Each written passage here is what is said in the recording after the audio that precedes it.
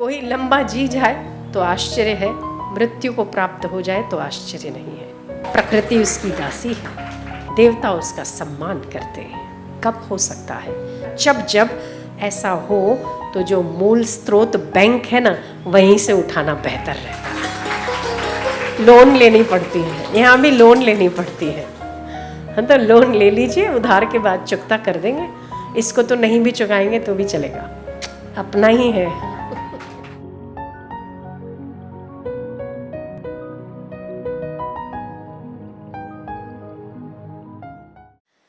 संसार नाशवान है, बदलने वाला है, परिवर्तनशील है। वो परिवर्तन तो होना उसका धर्म है। टिकना धर्म नहीं है, पर परिवर्तन होना धर्म है ना। कोई अगर टिक जाए, जी जाए तो आश्चर्य है, पर मर जाए तो आश्चर्य नहीं है क्या? कोई 120 साल जी जाए ना, तो आप फॉर्मूले पूछते हो उससे, रेसिपियाँ पूछने लगते हो, क्या खाते हो आप, क्या खाते हो, है ना। क्योंकि आप तो 101 साल, 120, अरे बहुत निकाल लिया आपने।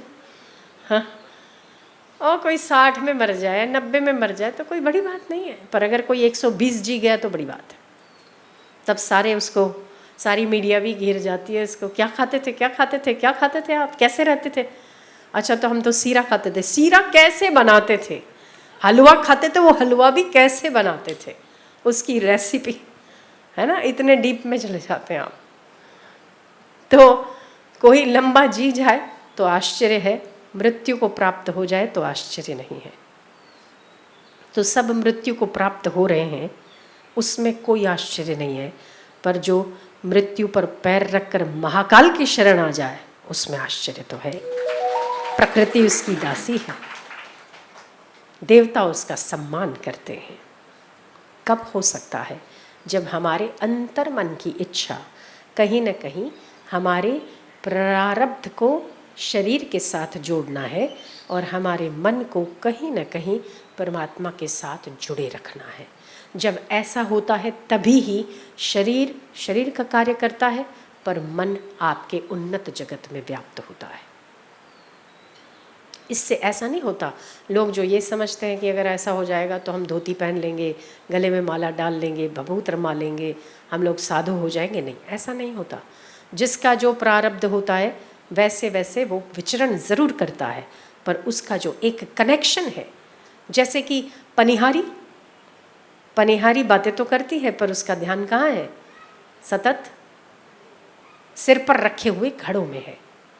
पत्नी अगर बाजार जाती है, या सिंगापुर चली जाती है, या अमेरिका चली जाती है, तो सतत उसे रटना तो नहीं पड़ता है ना कि मैं फलाने आदमी की पत्नी हूँ, रुक जाओ मुझे एक कोना दे दो, मैं उसको याद कर लूँ, ऐसा तो नहीं कहती है। पति कहीं चला जाए तो उसे एक आभास, एक उसके हृदय की व्यवस्था ऐसी हो जाती है कि उसे सतत उसका स्मरण रहता है।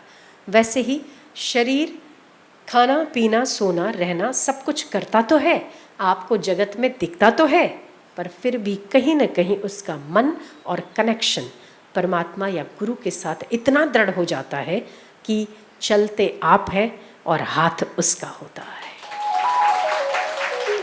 जब ये स्थिति आ जाती है तब आपको कुछ कहने की ज़रूरत नहीं पड़ती।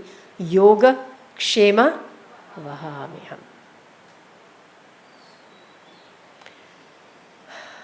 तो आप इस समय काल में बहुत परेशान हुए भी होंगे, पर आपने कहीं न कहीं अपने मंत्र को, अपने गुरु को, उसकी शक्ति को कहीं न कहीं आपको संभालते हुए आपने पाया होगा। सही है ना? आज नहीं, इस बार नहीं, कई बार, बहुत बार, जिसका वर्णन कभी आप कर पाए हों, जिसका वर्णन आप कर भी ना पाए हों। तो ये उसकी अनुकंपा है, ये उसकी करुणा है, ये उसकी कृपा है। उसको सतत ध्यान में रखते हुए, जैसे हमारे पैसा ख़त्म हो जाता है तो हम कहाँ से निकालते हैं? बैंक से निकालते हैं। अगर वो बैलेंस ख़त्म हो जाए तो हम क्या करते हैं?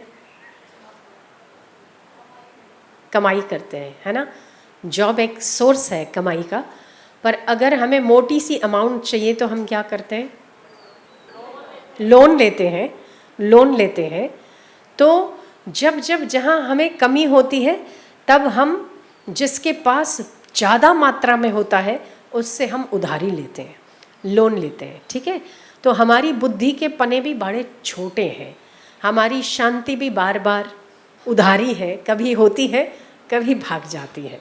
हमारी मन की स्थितियाँ भी बड़ी स्थिर नहीं है, हमारे बुद्धि के निर्णय भी कभी अच्छे तो कभी बुरे, हमारे मन की स्थितियाँ भी कभी डामाडोल तो कभी बहुत अच्छा।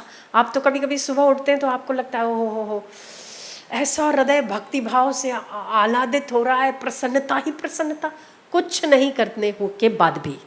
और कभी आप खूब माला करते हो, खींच खींच के मन को लाते हो, पर मन नहीं लगता। होता है ना, ऐसा होता है ना।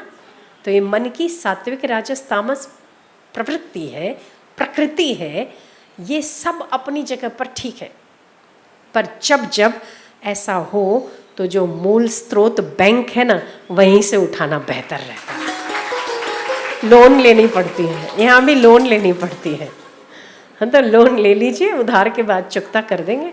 इसको तो नहीं भी चुकाएंगे तो भी चलेगा, अपना ही है। तो कभी कभी ना लोन ले लीजिए कीजिए। और क्या करिए उस समय जब बहुत अशांति है ना, बहुत परेशानी है, तो देखिए कि आप लोन लेने चले गए हो, ठीक है।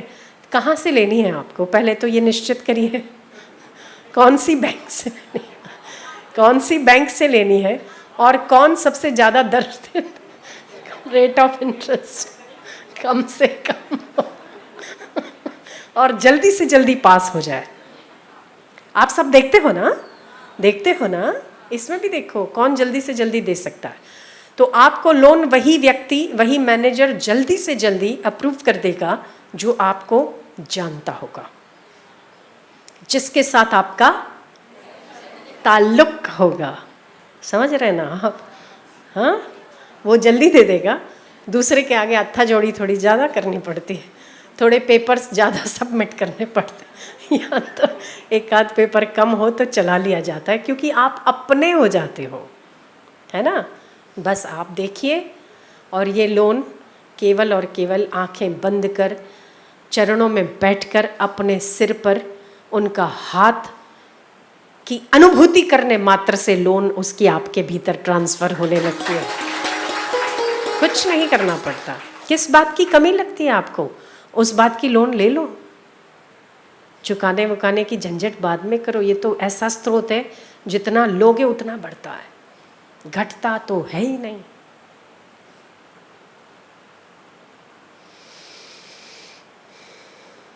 बैंक से तो लोन लेके बैंक भी खाली हो जाती है। ऐसी बैंक है कि खाली ही नहीं होती कभी, पूरी भरी हुई है। तो प्रीतिपूर्वक कह देना चाहिए, प्रभु मैं तेरा। ये अगर आप ये मुझे, हम आज आपको एक वो करते हैं, अनुभव करने के लिए देते हैं कि आप इस मंत्र का जप करो जब आपका मन अशांत हो, सतत करो, 10 मिनट करो, 15 मिनट करो, करते रहो, और फिर मुझे बताना कि आपको क्या क्या महसूस होता है और आपके मन की स्थिति कैसी हो जाती है। मैंने तो किया है। अब मुझे किसी बात की परवाह नहीं होती। जब एक बार आप हृदय से कह देते हो ना, क्या कह देते हो, सारी जिम्मेवारी उसकी हो जाती है। तो आपको दिक्कत क्या है? सब कुछ अपने सिर पर लेके बैठने की जरूरत क्या है आपको, है क्या? नहीं ना। आप तो वैसे सयाने हो, समझते हो, पर कभी कभी थोड़ा थोड़ा ना गोथे खा जाते हो। वैसे अच्छे हो। बस लगे रहो, इस मार्ग पर लगे रहो। आज नहीं तो कल पुकारने पर कितनी बार कोई उत्तर नहीं देता, कितनी बार नहीं देगा, कभी तो देगा। आप भी पुकारते रहो, सुनने वाला सुन रहा है हजारों कानों से, आज नहीं तो कल उत्तर भी आएगा।